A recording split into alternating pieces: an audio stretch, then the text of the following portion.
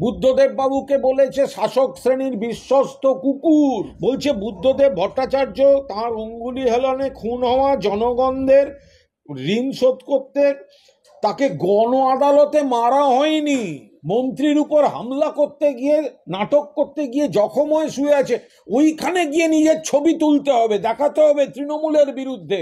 দেখুন, প্রথম কথা, যে ছেলেটি হাসপাতালে ভর্তি আছে তার যদি কোথাও স্কুটিতে ধাক্কা খেয়ে পড়ে গিয়ে বা সহকর্মীরা ফেলে ফটো সেশন করতে গিয়ে কোথাও কোনো চোট লেগে থাকে তো নিঃসন্দেহে সবাই দ্রুত আরোগ্য চাইবে।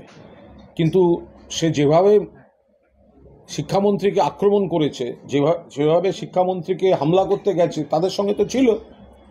এখন মুশকিল হচ্ছে তাকে দেখতে গেছেন সিপিএমের মোহাম্মদ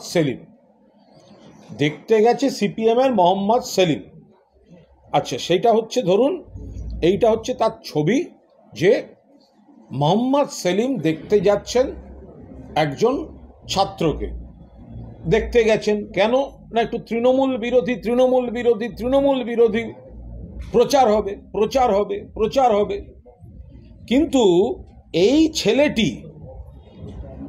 ছেলেটি গত 8ই অগাস্ট 2024 কমাস আগে মোহাম্মদ সেলিমের রাজনৈতিক নেতা, বাংলার প্রাক্তন মুখ্যমন্ত্রী, সিপিএমের নেতা বুদ্ধদেব ভট্টাচার্যের মৃত্যুর পর এই ছেলেটি পোস্ট করেছিল ডেথ অফ এ হিপোক্রিট বলে। আরো খারাপ কথা, তিনি বুদ্ধদেব ভট্টাচার্য আমাদের সঙ্গে রাজনৈতিক মতপার্থক্য, কিন্তু এই ধরনের পোস্ট আমরা ভাবতে পারি না।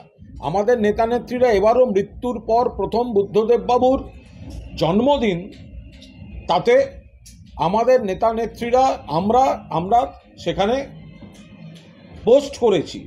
রাজনৈতিক মতবিরোধ থাকতে পারে, কিন্তু তার সঙ্গে একটা কোথাও সৌজন্য থাকে। এই ছেলেটি যাকে মোহাম্মদ সেলিম দেখতে গেছেন এতখানি কথা বলেছেন, এই পোস্টে এতটা রয়েছে যে শাসক শ্রেণীর এককালীন বিশ্বস্ত কুকুর হিসাবে বুদ্ধদেব বাবুকে বলেছে শাসক শ্রেণীর বিশ্বস্ত কুকুর। কে বলেছে? ওই ছেলেটি। কোন ছেলেটি? হাসপাতালে শুয়ে দেখতে গেল কে? মোহাম্মদ সেলিম। কি লিখেছে? বুদ্ধবাবু কুকুর। বুদ্ধবাবুকে বলেছে শাসক শ্রেণীর এককালীন বিশ্বস্ত কুকুর হিসাবে তিনি তার কর্তব্য পালন করেছেন, তাই বলে এই প্রতিক্রিয়াশীল রাষ্ট্র তাকে রাষ্ট্রীয় সম্মান দিচ্ছে, যা কমিউনিস্টদের প্রাপ্য নয়।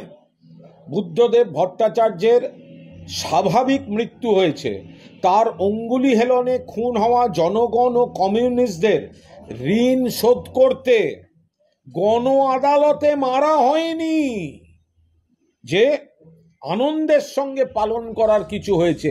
বুদ্ধদেব ভট্টাচার্যকে বলছে বিশ্বস্ত কুকুর, রাষ্ট্রশক্তির কুকুর। বলছে বুদ্ধদেব ভট্টাচার্য তার অঙ্গুলি হেলনে খুন হওয়া জনগণদের ঋণ শোধ করতে তাকে গণ আদালতে মারা হয়নি, তাকে দেখতে যাচ্ছে মোহাম্মদ সেলিম। লজ্জা করছে না? সিপিএম দেউলিয়া,